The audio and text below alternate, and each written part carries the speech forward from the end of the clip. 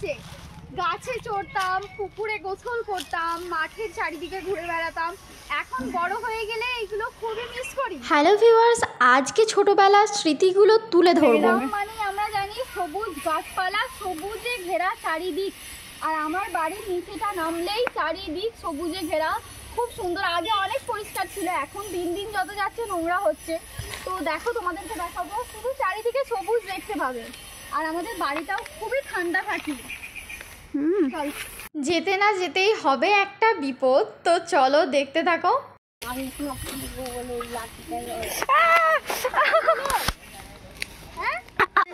আমার বোনের পায়ে কাঠপিঁমড়ে কামড়ে নিয়েছে, যেমন ভালো তেমন একদিক খারাপও আছে।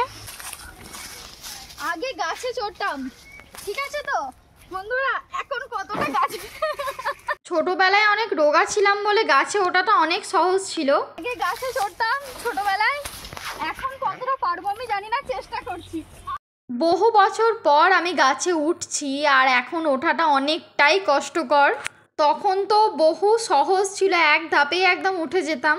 ক্যামেরাতে গাছটা অনেক ছোট মনে হলেও গাছটা কিন্তু অনেক বড়, আর উঠতে অনেকই কষ্ট হচ্ছে, মানে উঠতেই পারছিলাম না। অনেক চেষ্টার পর ফাইনালি উঠতে পেরেছি। ছোটবেলার জীবনগুলো খুবই সুন্দরভাবে কেটেছে। গাছে চড়তাম, পুকুরে গোসল করতাম, মাঠের চারিদিকে ঘুরে বেড়াতাম। এখন বড় হয়ে গেলে এগুলো খুবই মিস করি, কিন্তু এখন গাছে চড়তে পারছি না। সেটা না, আমি দেখো অনেকটাই চড়েছি, এবার কি করে নামবো সেটা বুঝতে পারছি না।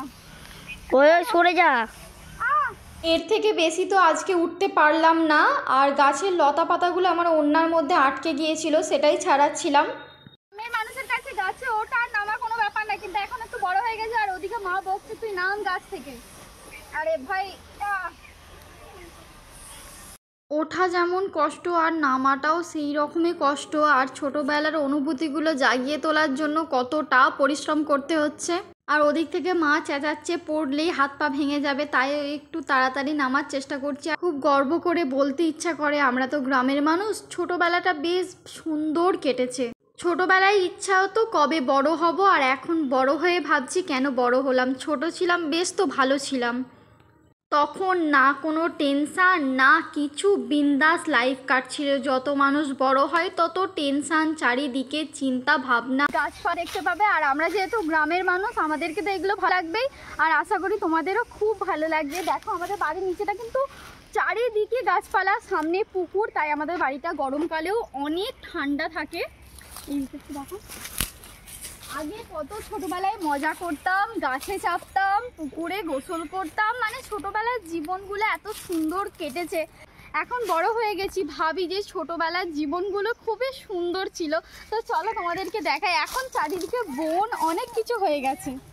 এই যে সেই পুকুর, এই পুকুরে ছোটবেলায় আমি কত গোসল করতাম, আর পুকুরের জলটা তখন এত পরিষ্কার, এত সুন্দর ছিল, মানে বলার মতো না, এত পরিষ্কার ছিল। এখন দিন দিন যত যাচ্ছে পুকুরগুলো নোংরা হয়ে যাচ্ছে, মানে দিনের পরিবর্তে সব কিছু পরিবর্তন হয়ে যাচ্ছে। আর সামনেই দেখো আমাদের ফুটবল মাঠ, ওখানে প্রচুর খেলা হতো।